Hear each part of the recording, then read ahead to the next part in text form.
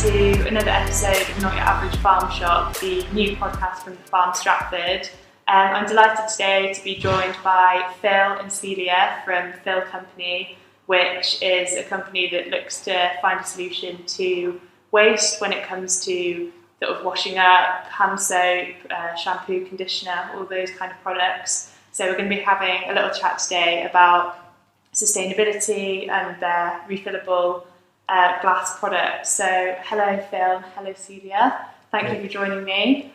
I understand, Phill, that your background is in product manufacturing and you're a very passionate advocate for closing the loop and creating a more circular economy. So can you tell us a little bit about the inspiration for Phill, what the story behind it is, where it all came from? Yeah, sure. So my dad's been in manufacturing of cleaning products for since 1980. He's a chemist, a PhD chemist, graduated in 1976, and he started formulating things straight after that, basically. And he accidentally came across a formula. I say came across. I mean, he put some stuff together in the lab and developed a laundry detergent that worked amazingly well. And his boss at the time, he went to present it to his boss at the time and said, "I think I've got this formulation that's really cool, that does the business, saves a lot of energy and water."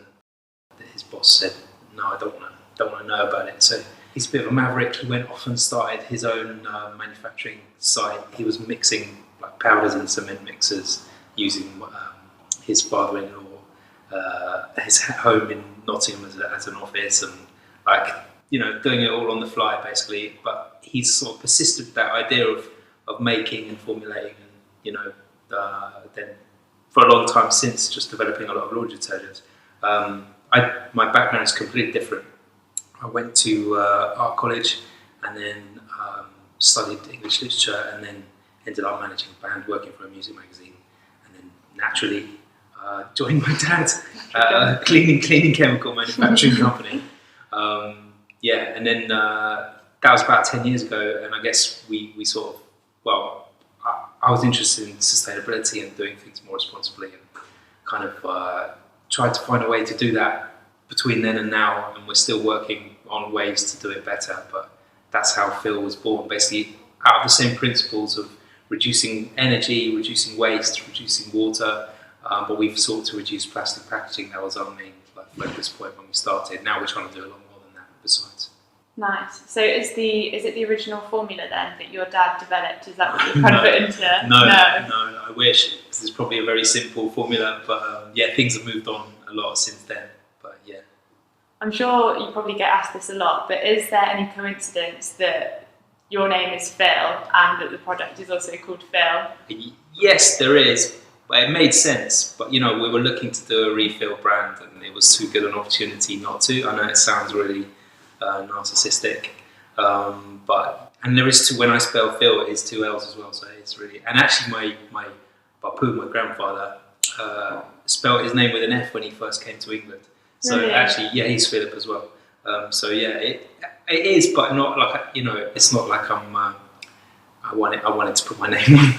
Just a good play on words. It just kind of made sense, and I kind of drew around, messed around with some ideas, and the F filling the I just looked really nice. So yeah, it's quite funny today because you're saying, "Oh, Phill, are coming," and then Phill from Phill, and then no way, he's actually called Phill. I changed my name actually, to be honest. No, I didn't. No.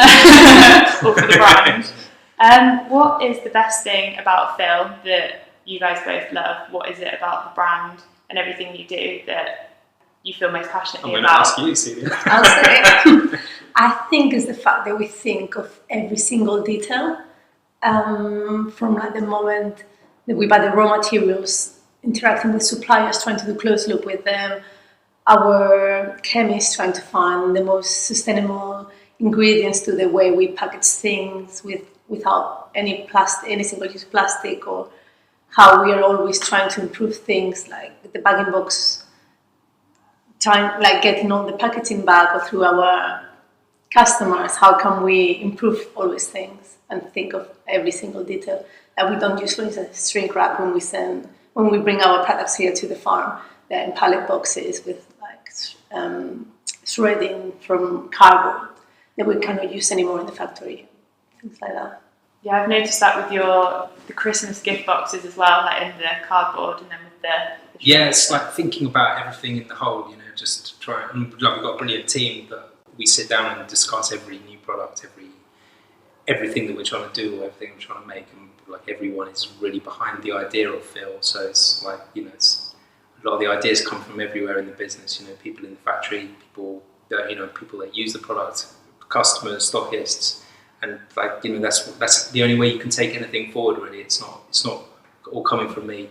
My input was really simple at the beginning, just wanted to do something in a glass bottle, but it's gone way beyond that. There's so like just looking at that lid, for example, that lid doesn't have a metal spring in it. It sounds counterintuitive. It's all plastic, so that it's more readily recycled when it does eventually come to its end of life. So, but like people don't always know that we go to that length or that extreme in sourcing like little components and detail. I also know the debate we've had about this particular warning sticker. Sorry, it's terrible for a podcast, me pointing at things on the bottom. No, it is being recorded. But it's all about the details, like Celia says, it's like when you've got a group of people that care about what they're doing, we're just looking at things all the time because, it's ours. It's like, it's how can we make it better?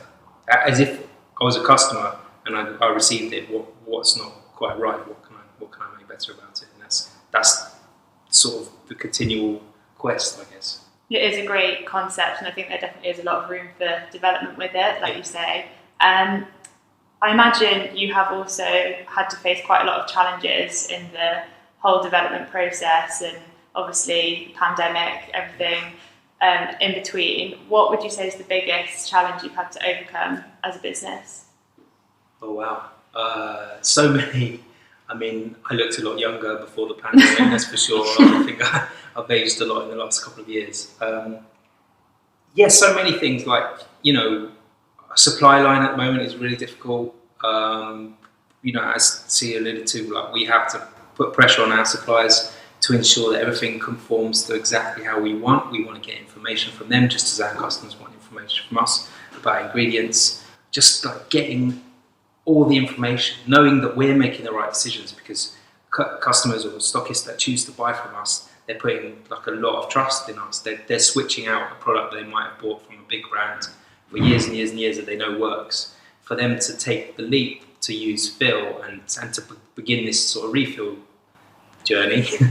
Sorry, we were joking earlier about using the word journey, but this sort of refill habit, as it were.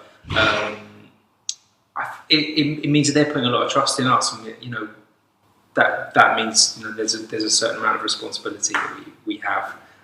It's just knowing that we're comfortable with what we're doing all the time. So it's like there's a lot of internal debate about that. We know that our motivation is to do better. So that's what we'll do.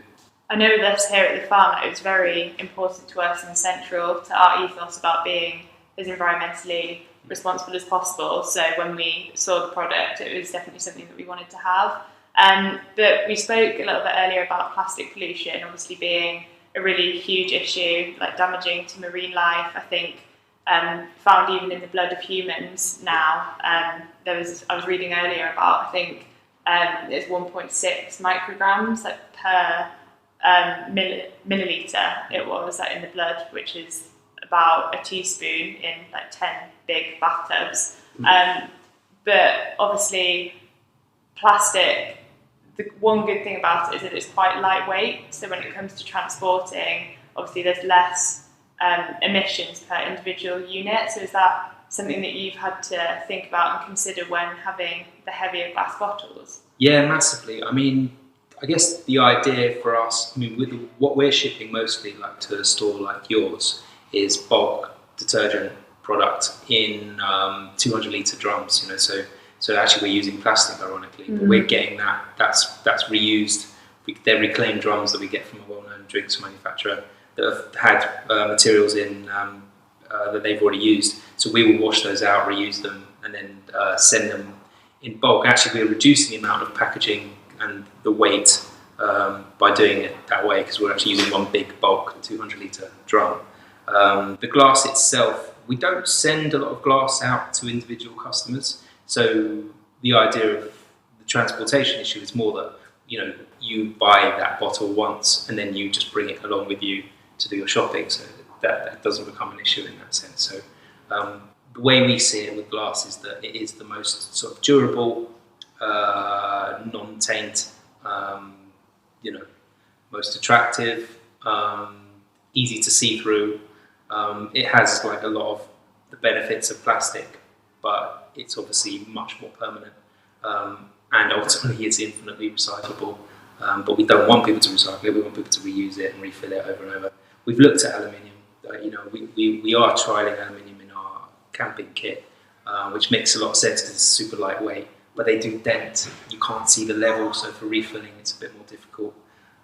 There are issues with certain products in aluminium, so we've done quite a bit of testing in the lab just to check certain products at certain pH. So yeah, we feel that glass is the best thing for us at the moment. But yeah, it's something you definitely have to weigh up. Yeah, I think you're right as well about people, like it being quite attractive to people to have in their homes. You can just see, there's definitely an incentive for people to come and fill them up, which we get a lot. You do get a lot of return customers bringing. Yeah, and you want to see what's in it. People want to see the product inside, and we've gone the extra mile by screen printing. That causes a lot. Going back to your previous question, that's a big headache for us. Screen printing. We're one of the only brands that's taken that on as a way of labelling bottles, because there's a lot of waste generated by labelling and relabelling, and certainly if you're washing bottles, you have to peel the label off. That's waste, and then put a new one on each time. So we felt that was the best way to do it. I was really adamant about that when we started. I wanted them screen printed. I'd not actually even thought about that before, about the fact they didn't have the sticky label on. Definitely, yeah, it's a good idea. But with the design, just touching a little bit on that, that's obviously a really big part of the brand. Even on your website, on the bottles, it's very strong. You can very easily identify the product. So is that something that was important to you as well? And do you think that design and arts as a whole, kind of going back to your background, is quite an important part of, Yeah, I mean, it's important in everything. It's like, good design is about sustainability. Like something that's well designed is something that you want to keep, something that has a function, and aesthetic has to be in there. I don't subscribe to that idea that it shouldn't. It's part of human nature that it has to be attractive, otherwise you don't want it. And you won't keep it, you won't be responsible with it. So that's the idea of why we wanted to make.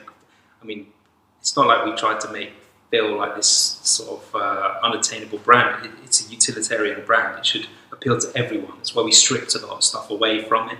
So it's not gender specific. It's quite matter of fact. Refill is the central message. It's this is what you're buying Phill for. You're buying Phill because you're committing to the idea of filling. But it's all about, Eleonora is the designer, and she's a really great friend of mine and an absolutely brilliant designer. You struggle to find a better person around nowadays doing what she does, and we're just really lucky that she's been part of what we do from the start, and she's a massive part of the website, everything. Works really closely with Celia and myself, and just everything we ask her to do, she does it better than First time. Yeah, first time, every time. Just understands. She's just totally in tune with Phill, basically. Yeah, couldn't ask for more really with that, could you? No, I'm very appreciative when I think about it. Yeah, it's very distinctive. It's simple but striking. So it's very good. Can you explain a little bit about closing the loop, just to anyone who might not fully understand that concept, moving towards a more circular economy? Just how you try to strive towards that. Yeah, that's the big challenge. I mean, so we won't supply anywhere where we can't, as you say, close the loop. So any retailer that wants to work with us has to ensure that there's a way that the customer can refill or get that packaging back to us for us to refill. So there's loads of different ways. So for example, with yourselves, we do the 20-litre returns that we either deliver with our own driver, or they come in a pallet box and you send it back to us for return. That's the closed loop. So we will take the packaging back, wash it and refill it. Same with the 200s. Have you met Dave, our delivery driver? I don't think I have met Okay, him, so no. he delivers the 200s, he wheels them into shop, sets them up, puts the pumps in, and then when they're empty, he'll come and collect them and bring them back to our factory. Then we've got the bag in box, which is basically like a wine box, but we've hacked it so that we've developed a tool whereby we can take the taps off. We've developed a frame whereby we can wash the bags in our washing machine that we call the wash tainer, and we rinse them out, high temperature, clean them, dry them, and then we can refill them again. So that's a closed loop. Whereas that would be a packaging type that would get thrown away and there would be waste. Even though a bag in box in itself does save a number of single-use plastic bottles, we've taken it much further by making sure people can return that to us free post and we'll refill it. Then obviously there's the glass bottles we do with Milk and More, which is the milkman basically. So we fill and pack plastic free into crates just like milk, send them to Milk and More, and then they deliver on electric milk floats, and then people leave them out when they're empties. Their electric floats collect them, they get brought back to the factory and we wash them. So everything's closed loop. That's brilliant. I didn't realise that about the milk thing. Yeah. It's quite funny to imagine them on a little milk float. Yeah, it's a real thrill to see Phill on a... Yeah, I bet. I'm going to move on now to a few quick-fire questions. They don't have to be that fast, but yeah, just a few things. So what is both of your favourite Phill products in your homes that you have, assuming you do use it at home? Do you have a favourite product? I don't touch this stuff. Don't rate it. I recently fell in love with two products. Scrub powder. I used to use it and for like the sticky, like oven tray where you cannot. I've been starting using it and it's just amazing. But also now it is hot. Phill convinced me to use. I didn't know about rose water before, and we recently launched it. And it's a spritz. You can use it as a toner, and I actually use it now every day just to like cool down, or like after washing my face as a toner. I'm just in love. Wow! So you do sort of more on the beauty side of things as well. Are you? Yes, we have a range called Raw. So the idea, it's funny. I just read a book about the phrase raw material is kind of problematic because it's about us like assuming that we can take anything we want from the earth. So I'm thinking about that name, whether it's as good as I thought it was when we came up with it. But the idea is it's about materials that are basic and we haven't touched them, we haven't processed them in any way. But we make them available closed loop and refillable and plastic free in a way that they aren't otherwise. So we don't make rose water, but we found a source of rose water that we can get plastic free and we can then make it available plastic free. And it's a product that my grandparents used to use. They're from Cyprus, and it's like anyone in the Mediterranean, I think, uses rose water a lot, not just in cooking, but as a toner in their hair, in the bath, on the pillow, basically on injuries, wherever, clean the windows, and it smells amazing and makes you feel great, So that's where that came from. I have heard that it's meant to be really good for skincare, so I might give it a go. Try it. Yeah. Please do. Yeah. What is your favourite way to relax when you're not on your zero waste mission? For me, it's gardening. Gardening. I live in a narrow boat, and I have some bed boxes upstairs. On top. I call it upstairs. A duplex. On a yacht on the Thames. And that is just watering the plants. It's like, for me, like if I'm feeling stressed or anything, just watering the plants just makes me super relaxed. So can you cruise along on the narrow boat and just be watering, like sun shining? Normally I don't do it at the same time, but yeah. I do both things separately. That's really cool that you live on a narrow boat. I actually met someone this morning as well that lives on a canal boat, and I said, I've never met anyone that lives now. There you go. Like buses. I know. Yeah. What about you? I listen to records. I collect records. It's an awful affliction. For someone who's like campaigning against single-use plastic, I collect a lot of old plastic, second-hand old records. Yeah, since I was 12. So you have this physical, like vinyl. Yeah, but I like everything. I find it really it relaxes me, the whole process. I can really zone out and just listen to a record. Nice, very nice. Speaking of which, you haven't said your favourite product. No. Do you think? It's not my favourite product. Okay. Well, We have a refillable records cleaner that we just made for fun, really, just really for myself, because you couldn't get a vinyl record cleaner product that wasn't either shipped from far away or in plastic or available on a well-known online marketplace. I just thought we can make that and we can do it plastic-free. So we did. So we've made it, and it's in a little dropper. It's called Beat Drops, and we're probably not gonna sell any of it. But we've done it, and we've proved that we can do it. And if it helps other brands then shift away from single-use plastic, then it's a good thing, I guess. And it just shows that we can, we make everything ourselves. We develop everything ourselves. We have our own lab. There's all kinds of things we're working on.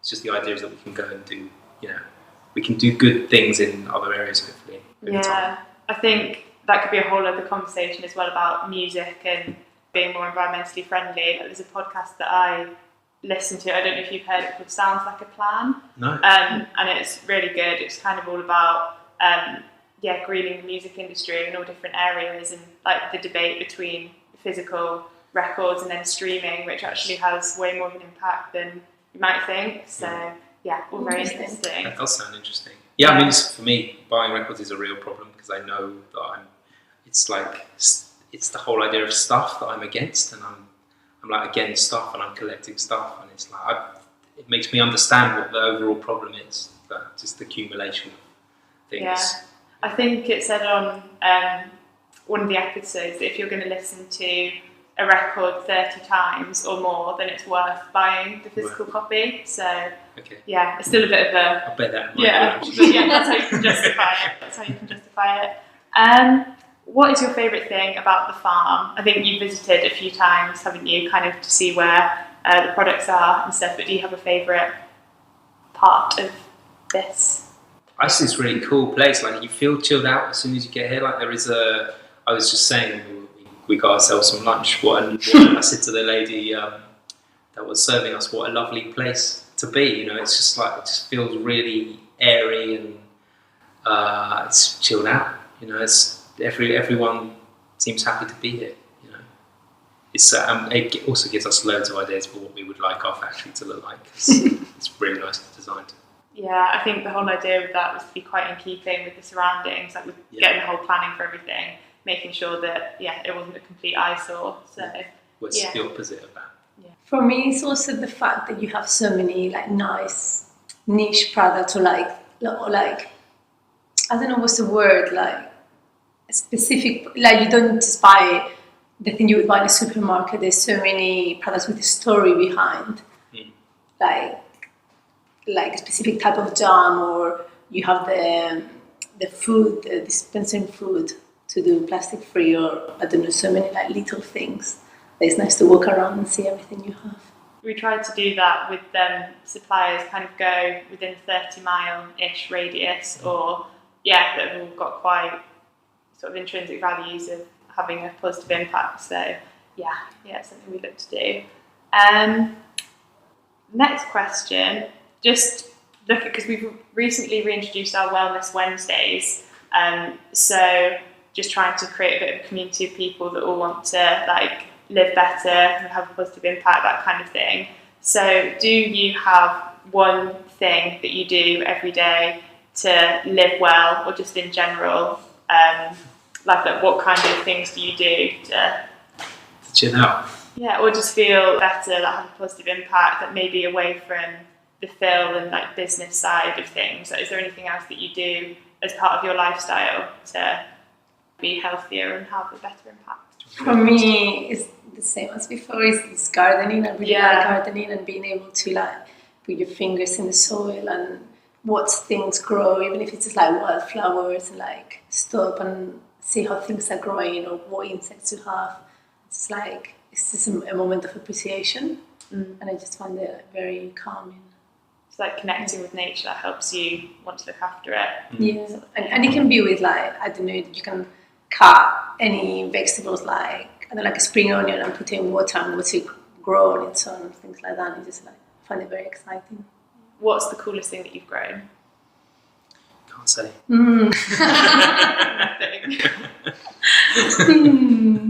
Well, I'm very proud of my strawberries. It's the third year, and this year I have done very well. It's not the coolest thing, but I'm just very happy with them. I think it's quite cool if you can go and pick a strawberry off the plant that you've grown. So. Yeah. I like the ones that I've kept for like 3. I have the both for like around 3 years. So I have chives for 3 years, or my rosemary, or strawberries that come back, and you're like excited to see them back. Yeah. Me. I'm spending time with my son. I guess he's 4. That's like the most rewarding thing I can do. Really, it's kind of everything, and like gives me real incentive to do what we're doing as well. Like, and he's interested. Like I was saying to someone last night, when we walk through town and we go past like our local zero waste store and they've got a Phill poster in the window, he's like, it's really nice that he's proud of it. Gives me a lot of. But gives me a kind of sense of purpose, I guess. And then like just to relax, you wouldn't think looking at me, but I like to go running very slowly and infrequently. Running is good to clear the head. Yeah, I know I need to do more of it.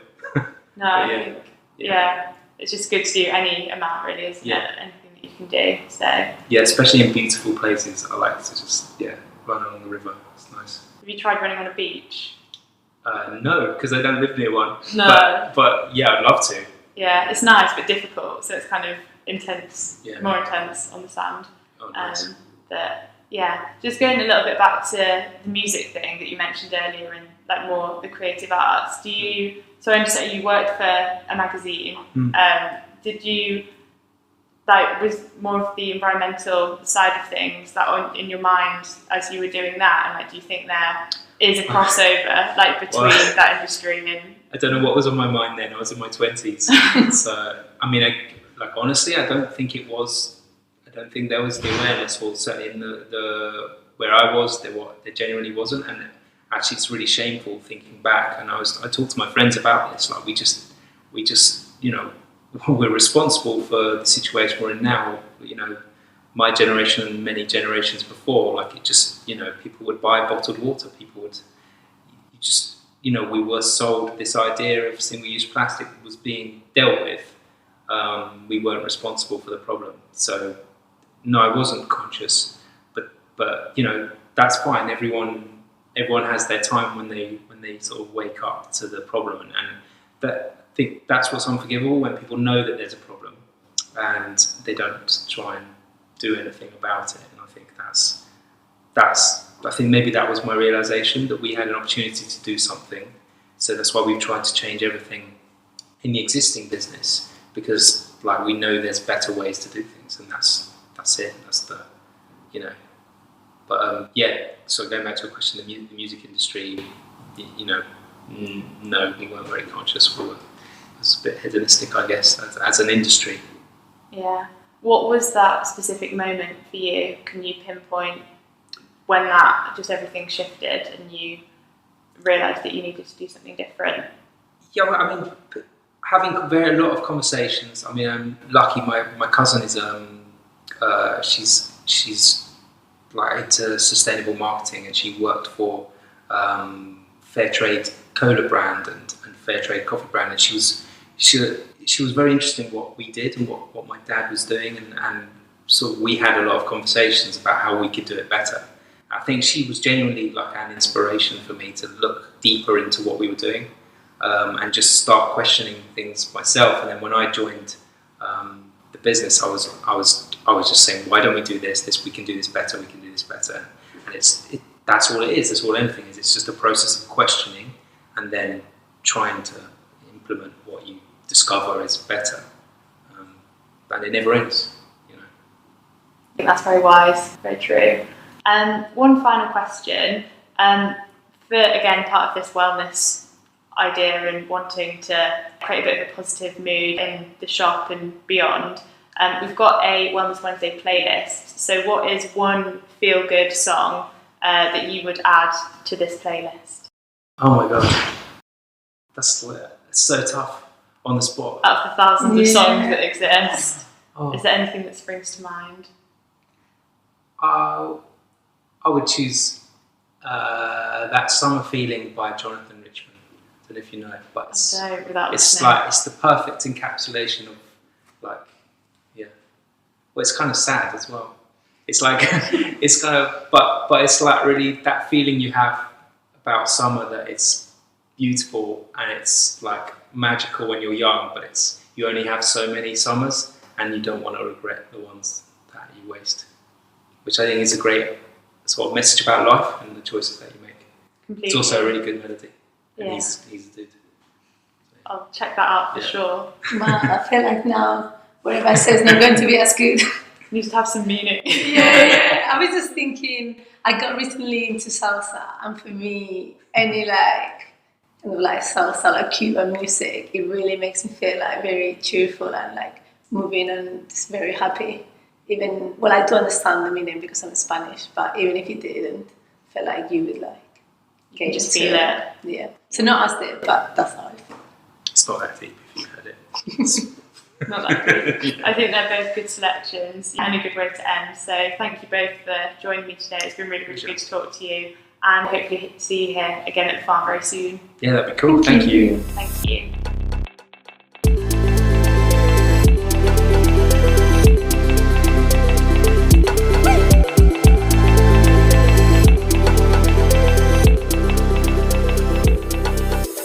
Not Your Average Farm Shop is brought to you by the Farm Stratford.